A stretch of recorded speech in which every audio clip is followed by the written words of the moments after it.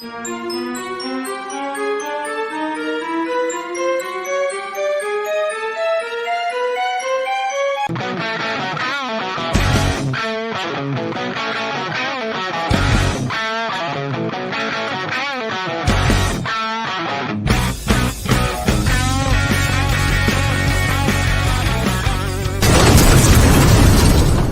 right, welcome back, everyone. I got a special guest on today. I got Jennifer Stewart. I caught her live episode with Lumberjack Landlord. So, welcome, Jennifer. Thank you so much, Mark. Thank you for having me here today. It's great to be with you. Yeah, this is going to be fun. We did have little technical difficulties to get this thing started, but we figured it out. And We did. yeah, this is going to be a lot of fun. So, I caught you on Lumberjacks live, and I was very interested to kind of follow up on your story and what I guess services you offer in the kind of lending or lead generation field. So, why don't you kind of tell my audience a little bit about your story? Okay, well, thank you so much. So I started as a cold caller myself. Believe it or not, people used to hire Americans to do that work. And I know that's dating me at this point, but there was a time before COVID, before everyone went on the extended unemployment, that they were paying Americans $20 an hour, which was a living wage then, where now we know a living wage is about 100K after taxes, which is super crazy. So you could afford American for $20 an hour who would be really, really happy to be there. And so I did that for a long time. And then I had more clients than I could possibly service because I ended up becoming pretty decent after a while. And I duplicated myself kind of to the tune of about 100. I think I have 182 virtual assistants now who do this type of calling for me and for investors all across the country and even some investors across the world. So I have some investors in Australia and China and other places where folks want to purchase properties off market. And then I also help fund deals as well. I'm a commercial lending broker for Com Loan, and also I have done deals with Investor Loan Source as a broker for them as well. And then I also do single family, not just commercial, single family off market investing as a hard money lender for DSCR, fix and flip loans, refi, cash out refi, and then of course all of the commercial equivalents and bridge loans, etc. So all of that was built out organically over time, and I've had literally hundreds of clients and mostly 5-star ratings. If you ever to look me up on Upwork, and so that takes a lot of time and a lot of energy and a lot of effort, but I love it. I mean, sometimes I miss the simplicity of just calling sellers myself. So I am able to lead my team from the front because I have thousands and thousands of hours of experience talking to sellers. It would be kind of the equivalent of, say, if someone who was swinging a hammer then became the flipper, right? So I know how to hold my teams accountable for results because I know what it's like to sit in their seat, and I know what's possible, and I know what can be said and done to move sellers down the decision-making timeline. And same thing on the lending side too. I know what paperwork, I know what they're looking for. I know what type of personal financial statements and credit scores and what's going to go best with which type of lender.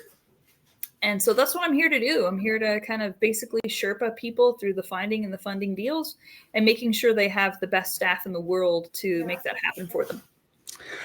I love that. So, I think, we touched on it a little bit off camera. You've been doing this roughly for about 9 years, you said. And Yes. a couple of the things that I picked up on your live with Lumberjack was one, he was very, I guess, impressed with being able to, I guess, understand who he was speaking with. He could get the full details and was able to communicate well that way. And also, you kind of touched on quite a bit, I guess, the savings or costs that your services provide. So maybe you can touch on that a little bit. Right. So I'll say in terms of learning curve, it'll save you a lot of time because you don't have to learn how to talk to sellers like we have. And I like to think we do it for a relatively affordable cost at $13.50 an hour. And that includes both the data and the skip tracing. But if you insist on having the $5, $6 an hour VAs, like I know a lot of people do, I mean, you definitely sometimes get what you pay for, but sometimes you find a diamond in the rough. Although, because our people do this full time and they've been doing it with me for years and years, I mean, that's kind of what we're paying for there. But if anyone wants to just come off the street and purchase a list for me to skip trace, it's 2 cents per record, skip traced and pulled, or excuse me, just skip traced, not pulled, at 2 cents minimum order of 3,000 records. Or if you want it skip traced and pulled, it's 3 cents per record, skip traced and pulled. And again, minimum order is 3,000. We used to do minimum order 10,000, but then the economy tanked hardcore. No matter what the CPI says or the PPI or any of these other BS indicators that our government likes to put out, what I see on the front lines is that people are really suffering. And so we wanted to accommodate that. We have not raised our prices in several years. Our prices are exactly where they have been. Inflation has not touched. We've been at 13.50 per hour for the last 5 years. We've been at 3 cents per record, skip traced and pulled for several years. But we have lowered the amount of volume that we have as a minimum just to help folks out so they can get their foot in the door. And in that way, I hope we save people money. I'm told that we do. And in terms of results, my investor clients are doing deals every day. I mean, I can share my screen at any given time and show how I have an investor client, because all my people kind of communicate through WhatsApp. And one of my VAs will take a screenshot and show, hey, here's this client and they just got this property under contract, or hey, they got this property under contract. So the good thing about there not being that many investors left compared to 5 years ago is we're kind of like the like Forrest Gump's boat after the hurricane. The people who are still here are really, really cleaning up. There's a huge opportunity to gain a lot of market share. And finally, sellers are coming to reality on price. So one of the reasons why I traveled a lot in 2024 is because interest rates were perceived as high and the sellers were not wanting to come down on price at all. And so there just wasn't a lot of movement. So I said, screw it. If I'm not making money, or I'm not making the money I want to make, I'm just going to travel.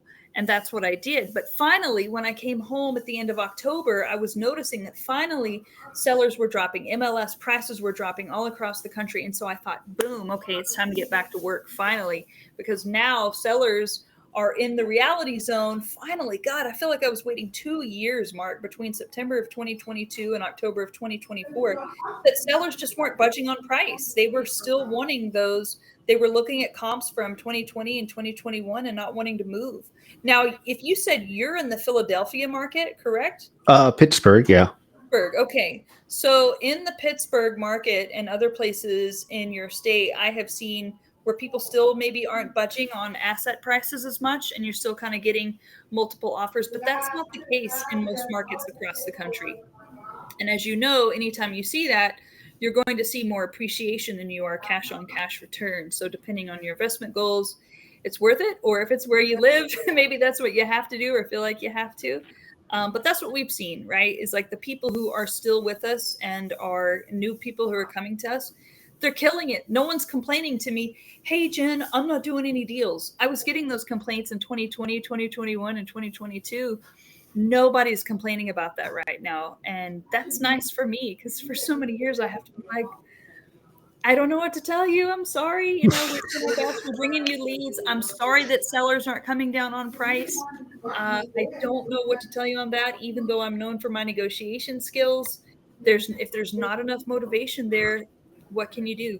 But I'm not seeing that right now, Mark, and that's a cool place to be. It's a good time to buy.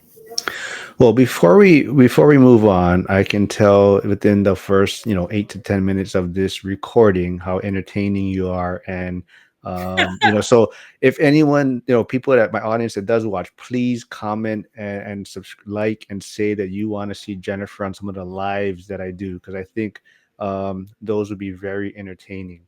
Thank you. Um, but kind of moving forward a little bit. So I'm a strictly MLS buy and hold, long-term boring That's great. investor. So if I was to reach out to you, or if I referred someone to you, I guess what benefit or what could they look from using your services? Well, as Matt said, Mr. Matt Hawkins, our lumberjack landlord friend, he says it's kind of like you have your own MLS. You're not competing with a lot of different people. It's not like 2020 or 2021 whenever people say to me, Jen, I'm so tired of getting these calls. I've got all these investors call me all the time. Can you guys please quit calling? We never hear that anymore. So it's kind of like Matt said, your own private MLS where you're getting these leads, or unlike PPC where maybe it's sold to two or three guys. And look, I love my PPC colleagues, and I have PPC affiliates where I refer people like, hey Jen, I want to do cold calling and PPC, and so I refer them. So I'm not poo-pooing on PPC, but I'm saying, oftentimes you have to share those leads with others, where cold calling you're not, right? Those are your exclusive leads for you only. And that's nice, right? Because I don't sell by the lead. We build you out a whole system. We build you out a system for your cold caller, your data, your skip tracer. You have two separate teams. Those are your teams. Of course, they stay in my agency, but they're yours to access. You're paying for them. And then you have your own dialer and your own CRM. We do not mix dialers with other clients. So you do have to bring your own dialer. We recommend Batch Dialer. I do not have an affiliate with them. They just seem to have the highest connectivity rates. And then we'll either use something like Finish Green that my friend Ali Murphy has developed, or Podio. That's a good basic one. But people come to me with as many CRMs as there are clients these days. So we're very versatile. Just use the CRM that you already have if you have one, and we're good to go. You do not have to use the dialer I recommend. You don't have to use the CRM I recommend, but you will need to bring your own dialer and your own CRM, just because we're just plugging into your system. We don't want to take the risk of multiple callers and multiple investors sharing the same CRMs and dialers, because that's where things could get crazy or sloppy or messy. And we want these leads to be exclusive to you in a system that you've bought and paid for. Another thing I picked up from the live you did, I think you kind of touched, and I'm not sure if you remember the numbers, and I know you said you didn't want to mention maybe the competitor or who someone was using, but you kind of broke down about how someone else might have been charging a certain amount for their leads or their services compared to what you folks offer. So do you kind of remember the numbers a little bit in your head on Yeah, that? yeah. So I mean, other VA companies, this isn't like a trade secret by any means. I mean, other VAs are like 5, 6, $7 an hour, and we just don't go there. I mean, I don't think I shared this detail, but my profit on my cold callers at 13.50 an hour is 5%. The rest of it goes to them, or if you hire us on Upwork, then 10% that goes to Upwork, and that's just full transparency.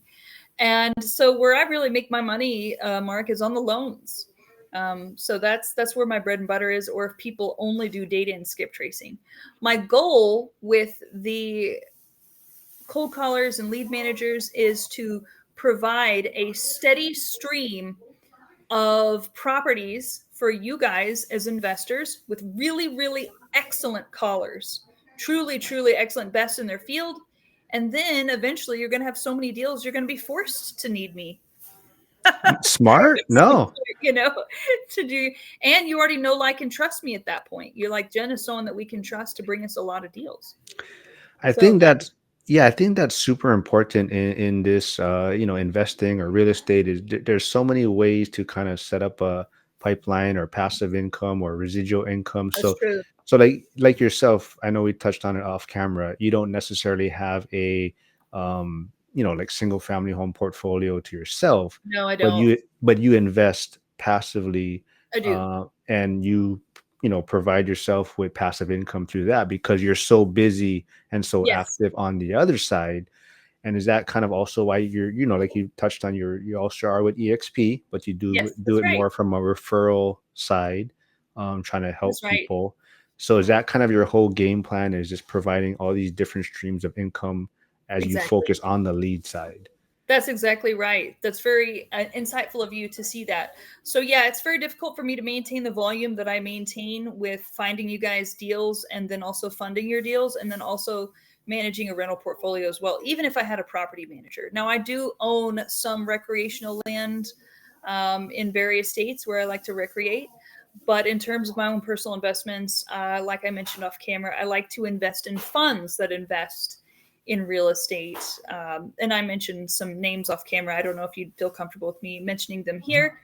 But yeah, like Go ahead. people that I trust, funds that you're going to be Brandon Rooks, Tom Barry, Tom Olson, Bill Fairman, Wendy Sweet, and Jeff Chahusky. They all provide anywhere from 10 to 18% returns. And obviously, the higher the reward, the higher the risk. So, I like to vary my exposure, and I also invest in a little bit in Bitcoin, and some of those funds you also get to capture depreciation and have appreciation as well. So you get all the benefits of the rental without necessarily losing the tax benefits, and that's really important to me, especially as income grows. And so, but I wouldn't be anywhere without you guys, my landlords, my single family landlord builders. And just think about it, at least you don't have the town drunk driving the booze cart. I mean, you don't ever have to worry about me stealing your deals, because I don't want your deals. I just want you to get them, and I want to fund them at some point if you find that appropriate, right? If you find me to be competitive and adding value. But otherwise, I'm just glad to see you guys succeed, and glad to see my people across the world gainfully employed. I mean, I have one lady who's paying for 5 kids going to college right now in her respective country, as well as her brother's kid. And they've started a shoe store in their little village where otherwise children didn't have shoes, because they didn't consider it a good investment, because children grow out of their shoes too fast. I mean, imagine the poverty level where nobody has a bathtub and children don't wear shoes.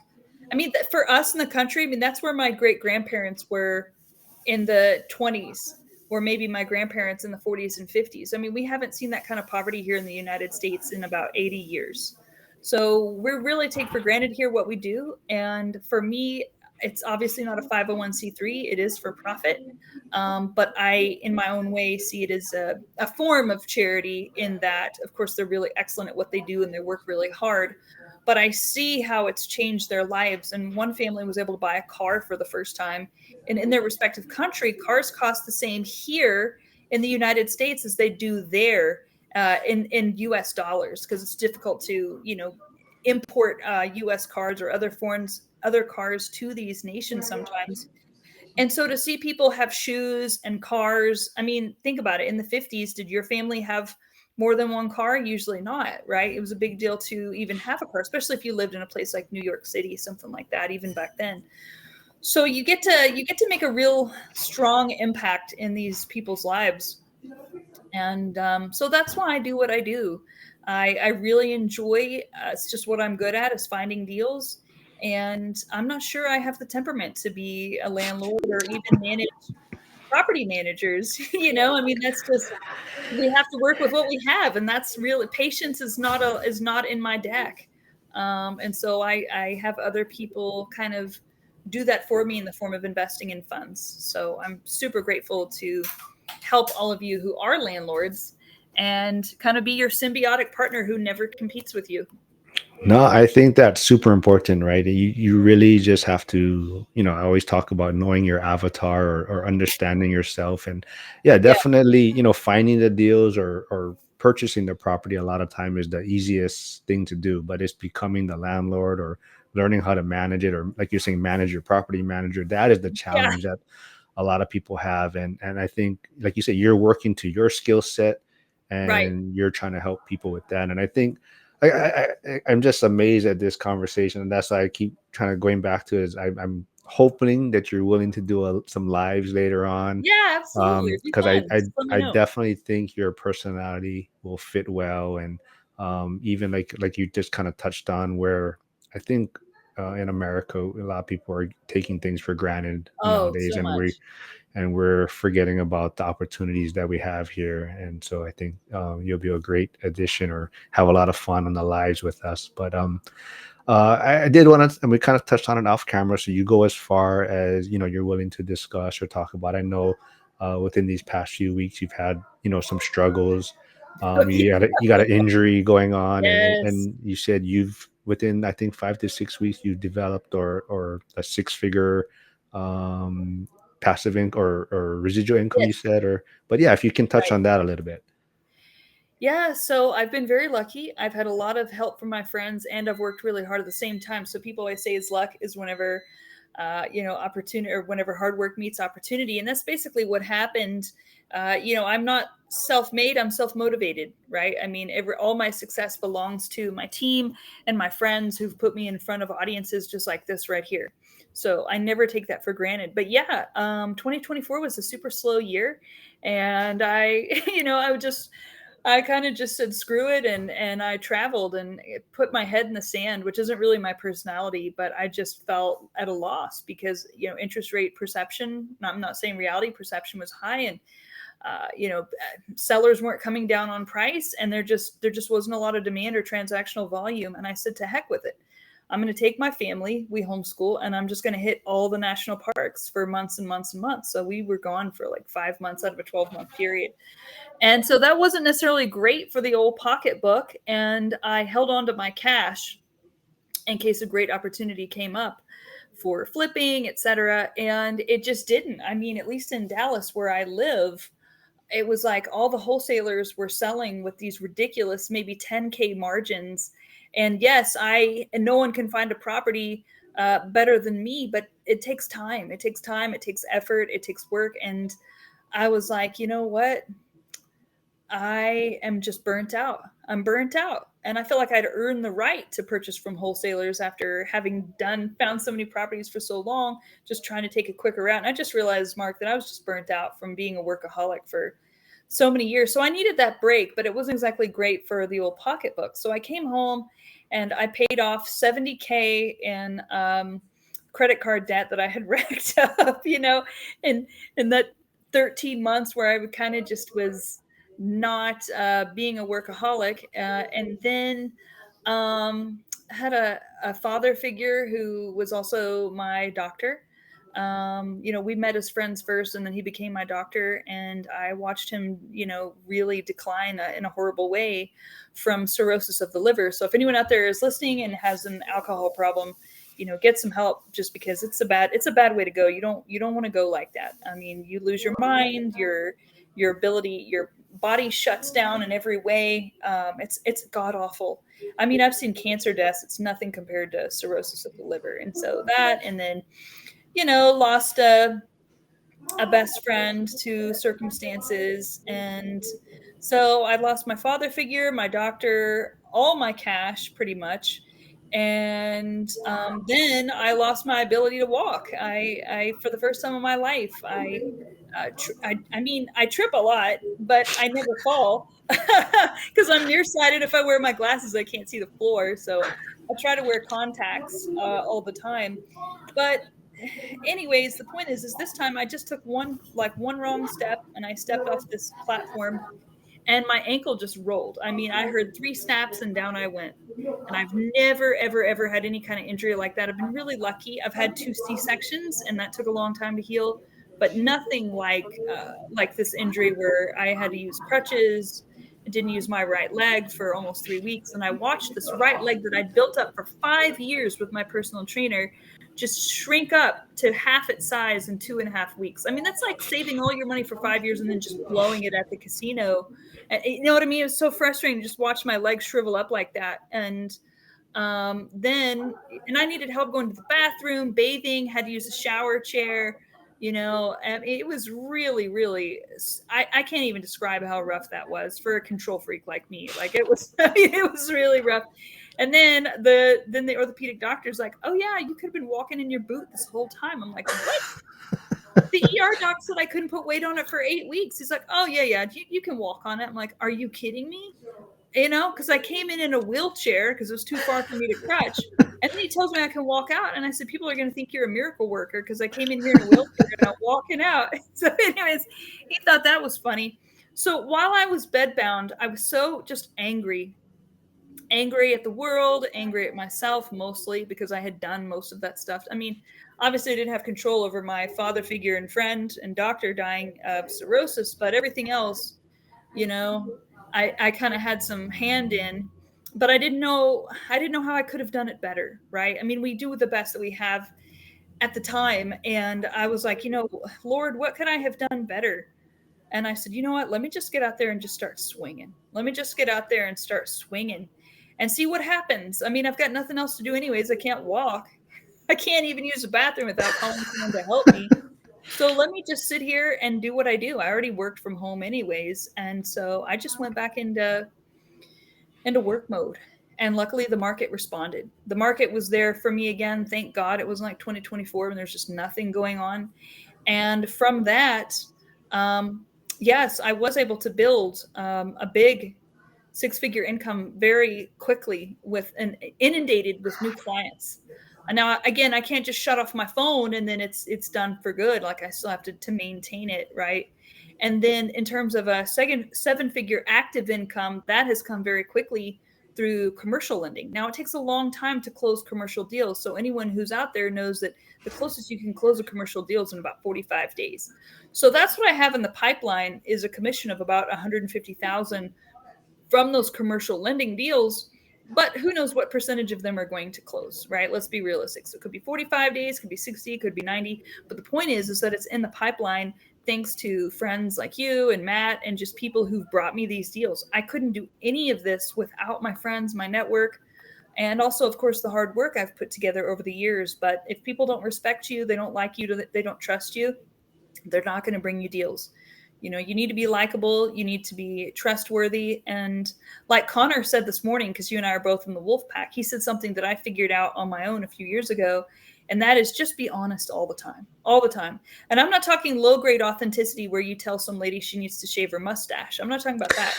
I'm talking about high grade authenticity where you always tell the truth, but you tell it in a kind, empathetic, grateful, respectful way. That is really, really important. Because I used to be low grade authenticity. I would just say whatever was on my mind, however I felt it. And wow, big shocker. People weren't lining up to hang out with me or my calendar wasn't full. I had to communicate in a way that was more leadership appropriate, which offers experience, strength, and hope. We don't want to beat people up. We don't want to demotivate people. No one wants to be around that. Literally, no one. And the people who do want to be around that, you don't want to be around because those are people who have serious self esteem issues that really aren't going to achieve much. So we have to be honest from a leadership capacity of, like I said, experience, strength, and hope. And so that takes time to build because I wasn't always like that, Mark. You know, I used to shoot from the hip. I used to be a little bit more wild and crazy, which I know you could see. And so I had to really transition from that to leadership. And yes, in my private one-on-one, I can be a little bit less leadership in my speech and what I share. But whenever you're speaking to more than one person, you have to really, really speak from a place that is always honest, but always, like I said, high grade authenticity, where you're helping people and not hurting them with your honesty, if that makes sense. It's so funny that you say that, and we kind of touched on it off camera, and I wasn't thinking about it at the time, but you know, your personal trainer you said is a battalion chief in the fire Yes. department. And I kind of mentioned how, you know, a lot of times when they become a battalion chief, they're trying to figure out how to balance how they came up through the ranks and they kind of did the firehouse shenanigans, but now they're in a Right. position of, you know, Yes. respect or leadership. And it kind of just seems like what you're talking about, how, you know, in your younger days you might have been more, you know, crazy or whatever you said, but now you're in a position of leadership and you're also trying to kind of navigate how to communicate with different people Right. and also put this kind of bring people up without or using a certain way of communication to try it's not Exactly. yeah so yeah, I just thought about that now as you were bringing that up, but yeah, it's an amazing story, and I think if anyone wants to reach out to you or find you, I definitely, you know, follow you on Facebook. There's a lot of um amazing content there, Thank you. entertaining, but also, you know, kind of showing what you're doing in the lead generation and lending side of things. But where can people reach out to you or find you? Well, thanks for asking that. So the first way is probably going to be the easiest, and that's going to be my email, which is Jen, like N is in Nancy, at REI datasource.net. So again, that's Jen, like Jen, at REI as in real estate investor, REI datasource.net. Or you can follow me on Facebook at facebook.com/elite deal finder/. All right, so I'll put all of that in the description as we when we get this recording out. And like I said, hopefully, you know, we'll get you on some lives. We'll have some fun and have a real unfiltered version of Jennifer and see how that goes. But before we wrap things up, I did have some questions sent to me, some Awesome. investors in the ORAC community. So One person, Frank Old Guy REI, who also has a YouTube channel, but his question was, do you only look for investment properties, and would you be able to look for a primary property? I do only look for investment properties for this reason only. We are built for economies of scale. In other words, we are built to help people build medium to large size portfolios or help someone who doesn't have any, but they want to get started, right? But that's what we're built for. If you want to just find one property, I would say in most cases, I'm happy to have a call with you and show you what we do, and then you can do it yourself. Or if you're like, hey, Jen, I mean, it's not that we don't want to do it, it's just usually people wouldn't find that cost effective compared to just getting a realtor. Because with me, you have to pay money up front for the dialer, the CRM, and the staff, basically, right? Hmm. And so with a realtor, you're not having to pay up front for anything. You only pay when you close. And so that's why most people haven't even approached me for that. But if that's something you want to do, we'd be happy to build that out for you. We just haven't before because, like I said, most people would rather just, you spend a realtor's time than spend their cash building out a system like kind of what we put together. And so, yeah, that's my answer. Okay, so Frank Old Guy REI, hope that clears things up for you, but you still can reach out because you are an investor too, still yet, so you can still get other Yes. benefits from reaching out to Jennifer. And the other question was from Mikey Buzztune. He's also in Hawaii, but he also invests in Oh, that's great. Pittsburgh. So he said he would like to hear your experience with your services and dealing with out-of-state investors, and how successful do you think they are? Great. So I assume that question comes from the fact that the assumption is that I would only work with local folks, but I've honestly only maybe worked with two investors in Dallas, and I've had hundreds of clients over the last 9 years. In fact, you can see that right there on Upwork. If we ever connect and I show you my agency profile, you'll see that there are hundreds that I've worked with, and they've given us nice ratings. And that being said, the only place I have not done acquisitions in terms of state is Alaska. I've met one Alaskan investor, and I met him actually on a mastermind group with Matt. And so that's it. So that one guy is the only guy who I know in Alaska, but he did not ask me to do the work for him. So yeah, so we really thrive coast to coast and in Hawaii. And yeah, I mean, Hawaii can be a little bit tough because it's expensive, but it's And we're beautiful. blue. We're a very blue state. Yeah. The coast is always blue. I mean, my Yeah. son said, why is it that the coastal places are always blue? And I said, I'm sure there's a PhD dissertation in there somewhere that is beyond my understanding, either based on psychology or history or some combination of both. But I know I feel a little bit more liberal myself whenever I'm just sitting on the beach. Yeah, I Yeah. think that that is a good point. I think that definitely, you kind of look through a different lens when you're sitting on the beach, and I think you Mhm. kind of in this utopia vision of the That's world, right, and that's what I and mean, your yeah, reality feels far, far away, and it's peaceful, and so it may speak to something deep within our evolutionary history. I don't know, it's above my intelligence level, but it is a correlation there. well, this was a lot of fun. I'm glad I got to catch the live that you did with Lumberjack, and this was a lot of Thank great you. information. And like I said, I'll get all your contact information in the description so people can reach out to you. And like I said, people out there watching, please comment and ask and request that Jennifer join us on some of the lives, and I'll try to get her back on, and hopefully we'll do this again. Alright, Mark, thank you so Okay. much for having me, it's been a lot of fun. Thanks for doing this. Bye. Alright, thanks.